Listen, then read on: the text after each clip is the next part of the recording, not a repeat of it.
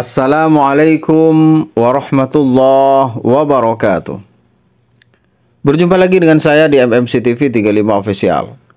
Di kesempatan kali ini saya akan kembali mengajak teman-teman semuanya untuk ngaji bareng di sini. Kali ini yang akan kita bahas adalah sesuai dengan janji saya sebelumnya, bahwa saya akan menjelaskan lebih rinci lagi bahwa para nabi dan rasul agamanya satu, yaitu Islam, dan yang berbeda hanya syariatnya.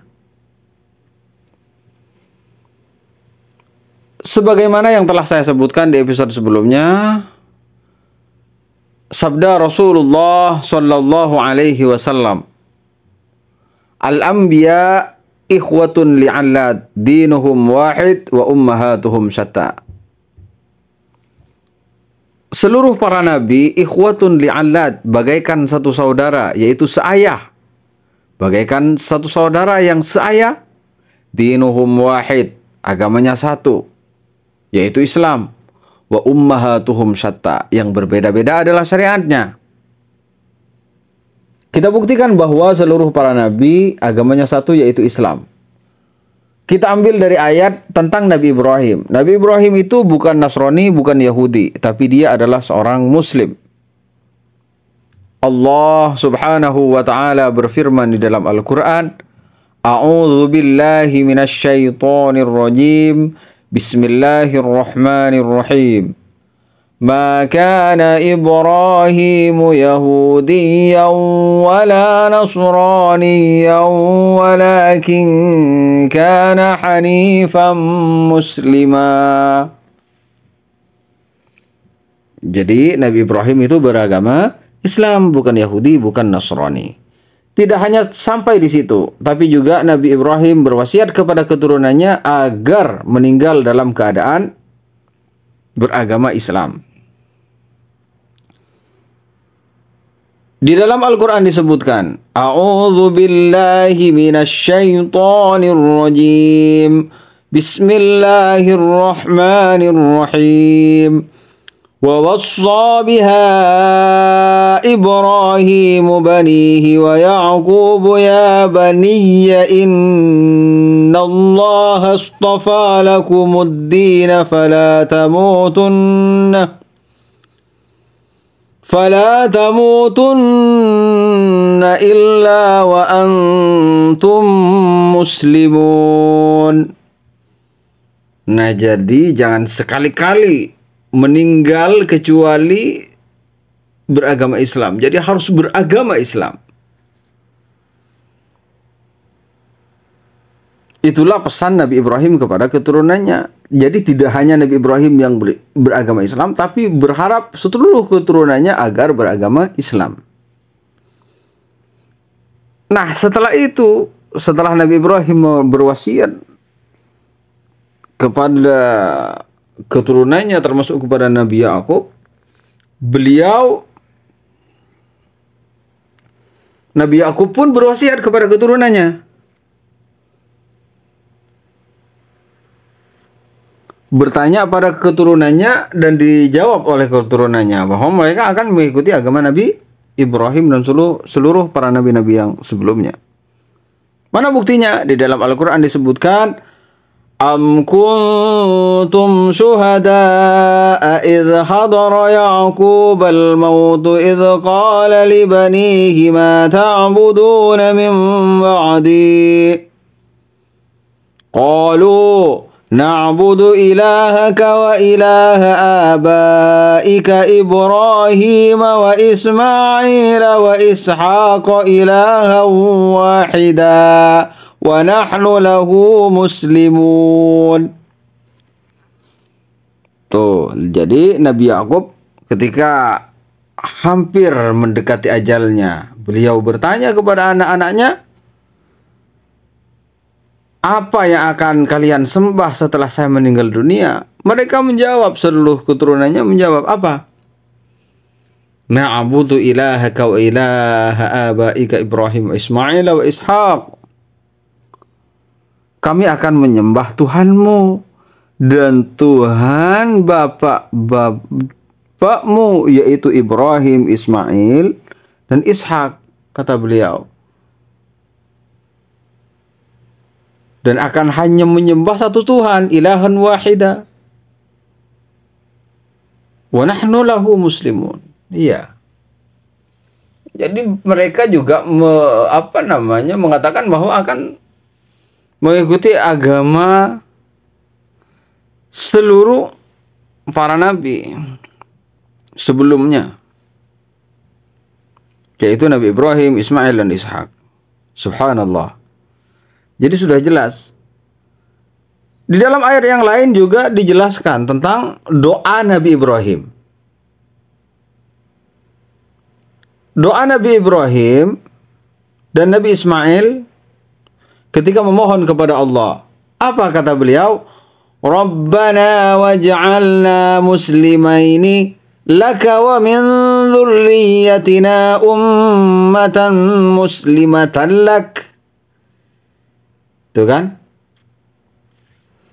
Jadi pesan-pesan agar beragama Islam banyak sekali di dalam Al-Quran. Kalau harus kita rinci satu persatu, mungkin memerlukan waktu yang sangat panjang. Namun karena saya membatasi di sini hanya sekitar 9 sampai 15 menit, maka saya cukupkan sampai di sini dulu tentang ayat-ayat ini. Kita akan berpindah ke bukti bahwa para nabi dan rasul itu agamanya satu dan syariatnya yang berbeda. Sekarang kita beralih kepada syariatnya yang berbeda-beda. Kita buktikan tentang pernikahan misalnya. Di masa Nabi Adam itu diperbolehkan menikah dengan saudara kandungnya. Karena di masa Nabi Adam itu Sayyidah Hawa melahirkan dua kembar, laki-laki perempuan, sampai 40 kali. Nah, itu diperbolehkan menikah dengan saudaranya. Tapi yang berbeda, artinya yang bukan sekembaran. Kan sekali lahir kembar itu kan ya, kembar dua. Jadi kembar dua laki-laki perempuan. Nah, kalau yang sekembaran itu nggak boleh. Yang lahir bareng itu nggak boleh itu langsung menikah. Tapi menikah dengan saudaranya yang beda kelahiran. Bukan yang dengan yang sekembaran. Itu diperbolehkan di dalam syariatnya Nabi Adam. Karena di masa itu kan belum ada keturunan dari orang lain, hanya dari Nabi Adam alaihissalam. Nah, kemudian di masa Nabi Yakub itu diperbolehkan menikahi satu saudara sekaligus. Misalnya Muhammad ingin menikahi Fatimah dan Maimunah.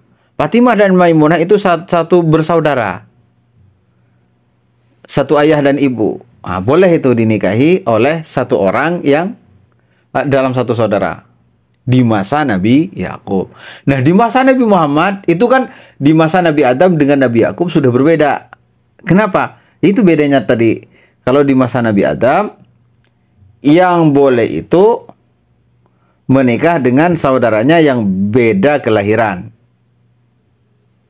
Sekalipun saudara. Artinya bukan yang sekembaran.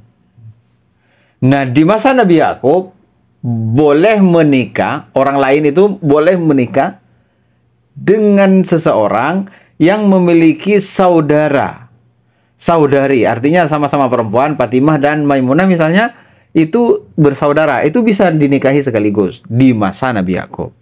Nah, sudah berbeda dengan di masa Nabi Adam kan? Kemudian di masa Nabi Muhammad, ini tentang pernikahan saja. Di masa Nabi Muhammad juga sama. Artinya apa? Sama-sama berbeda dengan nabi-nabi sebelumnya.